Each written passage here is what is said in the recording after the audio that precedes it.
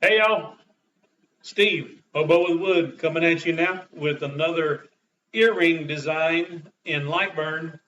This is a little more advanced. This is going to be dealing with the kerf, doing a offset using two different materials, two different types of wood to create an inlay in the earring. Now, if you haven't seen the first video on designing earrings, you need to probably pause this, go down to the comments, find the link to that video, watch that video, then come back to this one. I'll have a link in the description of that one to this one. But you want to watch that one first. All right, so these are, these, these. It's confusing. So these were, and let's just do this. These were the first attempts I did at an inlay. Minimize. There we go. And they turned out okay, but this was my first one, and there's some issues with these that I'm not real happy with. There was some engraving done on the outer perimeter that I'm doing away with. Don't need that because the perimeter will create that. So I'm going to clean those images up and do it again, but there's a decent picture of my presentation. Created the card out of 80-pound card stock, and that turned out pretty decent. But I've got an order for some turtle inlays, and I'm working on a design with it, and I'm going to show you how you can jump into the node edits and change our teardrop design that we created in the first video. So let's jump in here to LightBurn. First, let's grab that original teardrop and show you how you can manipulate that real quick and real easy to give yourself a couple of different, add to graphic, there we go, a couple of different designs besides just that one basic teardrop. Now me, I personally, I would like the nice rounded piece so that when my lady leans up against me, lays her head on my shoulder, whatever, there's nothing sharp to poke me. But if you like to have this come to an actual point instead of the rounded curve, you can do that real simple. Right now we've got these grouped together, so I'm going to ungroup them to where I can get just my outer outline. And I'm going to go to my node edit, and I'm going to come right here to the inside of that and click L for line, and same thing over here, line. Now we've got a point. Now we're obviously going to have to move our hole, and this,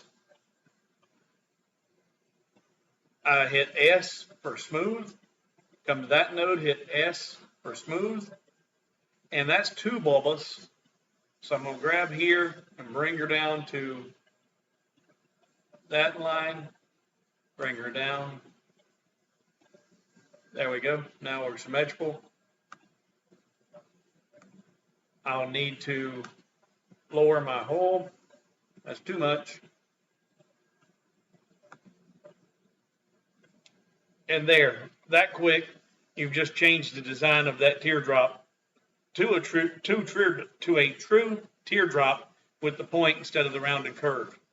That was simple enough.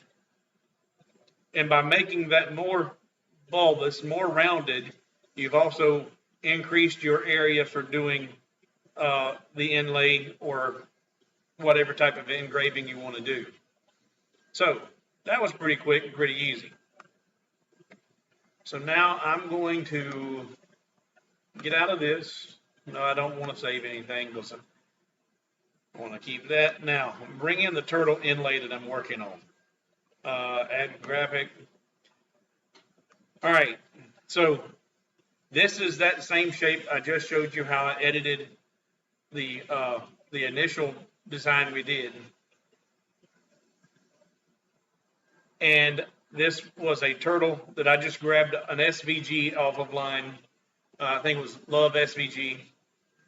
And the way that this is going to work, I took the original, come on, still haven't bought a mouse yet. I took the original turtle and broke it apart, selected just the outer, no, that's not the outer, there we go, selected just the outline and did a Control D, duplicate it. So I've got an exact copy of that. That then came down and I positioned in my earring, put it on the same path, so it's on a cut path with 0 kerf. So I go to my cuts and layers, single pass, 0 kerf, and that's going to cut out the outline of the tortoise, and it will cut out the circle and the hole with 0 kerf. Then, in order to make this inlay to fit as tightly as possible, get rid of that because I don't need it. With those separated to where I could then select just that outline, I put it on a separate layer. And I've got that on layer 10. I'm using my reds as my cut line. 2 is my cut with 0 kerf. 10, which is the darker red, we open it up. Something's changed there. I'm going to do a 0.004 outward kerf. All right, and I even labeled it up here. And this is so that if I ever put anything on that layer 10 again, I know that it's, in fact, I'm going to save this and make it the default. Make default, okay.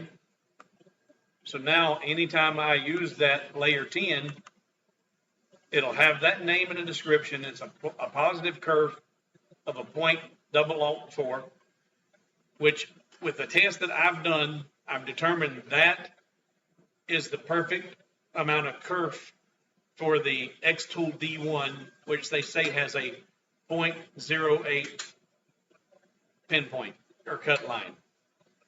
So adding half of that back in to the cut line of that outline of that turtle, it makes it a very snug fit going back together. And when you're dealing with very, very small parts like this, you have to be very delicate and very careful because you'll end up breaking the head off or one of his flippers before you get it snapped in. But time and patience, and you really want it as tight as you can get it when you're trying to do inlays to make it as clean and as nice as possible. So, okay. And while I've got it separated, I set up all of my black pieces to be on a fill engrave to engrave those as much as possible to give some definition to that second piece of wood. So now with those, I group it all back together. And I'm ready to send this to the laser. So let's cross our fingers. We'll have 2 separate jobs. This will be the first layer here, priority, and then you want to do your engraving first, and then do your outer kerf cut on that one to put that piece back in here. Now this is going to be on 2 different pieces of wood. So this is actually going to be done on walnut, and this will, or the tortoise inlay will be done on maple. So I have 2 jobs, but they should fit together extremely tight and very nice. Then once I get them pieced together, a little bit of glue and a little sanding and some lacquer finish, and we should have a pretty nice earring. So let's send this to the laser.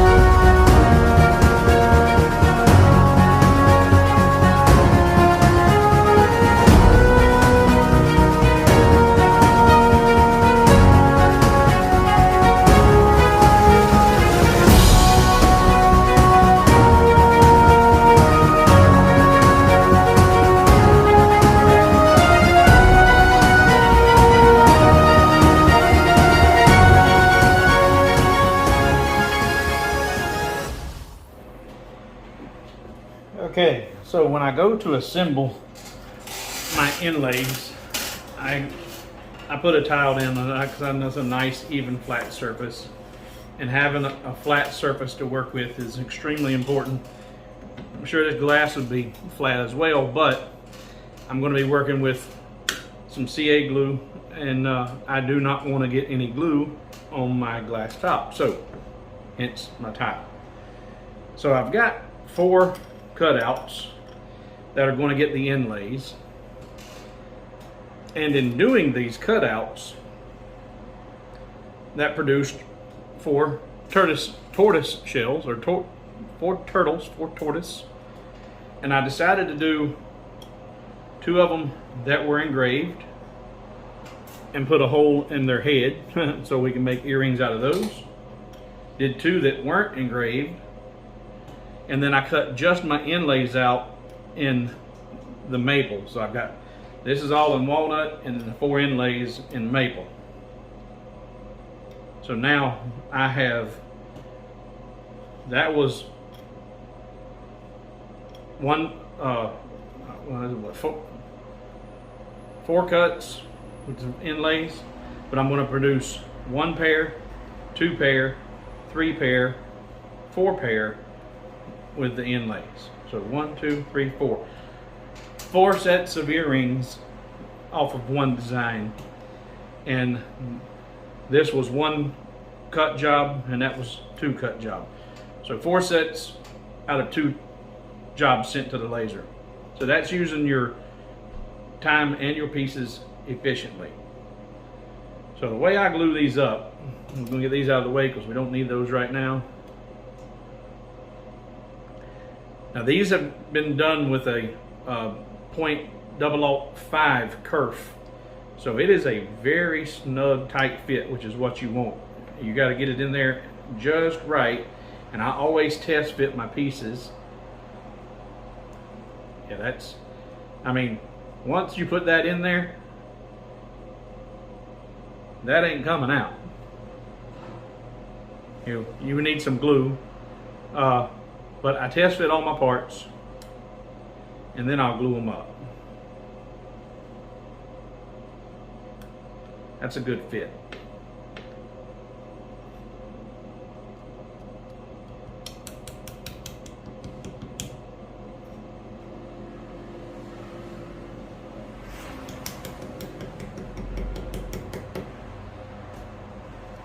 And that's sharp. All right, so now I know they all fit. I gingerly pop them back out.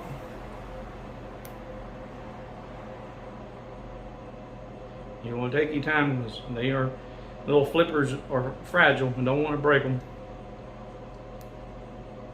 But I don't want to put glue on them and trying to handle them and find out I got fitment issues.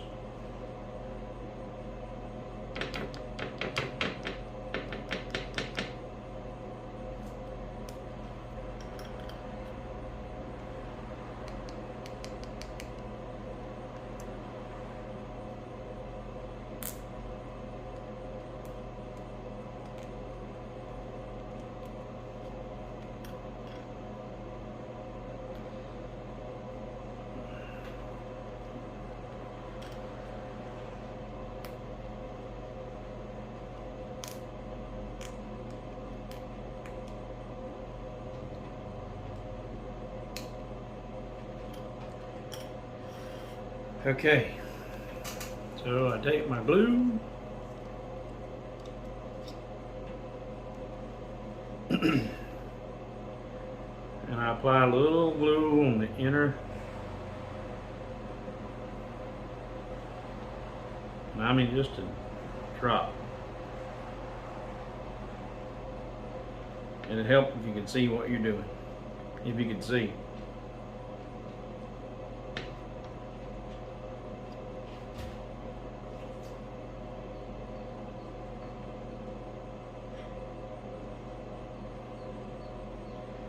And then I do the matching area on my tortoise.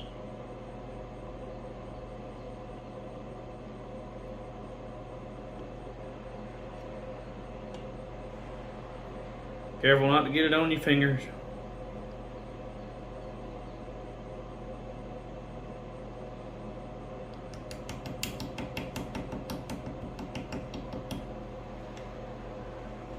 Then I flip her over and I take my glue and I kind of run it along the seam in a couple of places. Then I take a good old trusty Q-tip and force it down in there. I'm not worried about any of the glue getting on the wood, because I'm going to be sanding the snot out of this.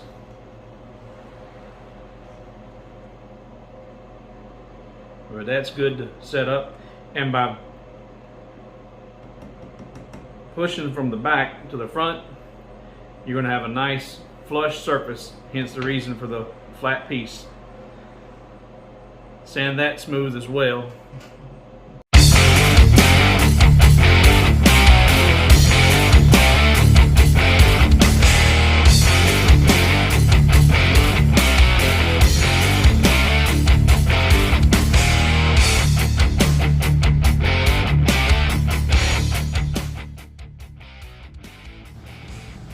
So this turned out to be a pretty neat and successful project.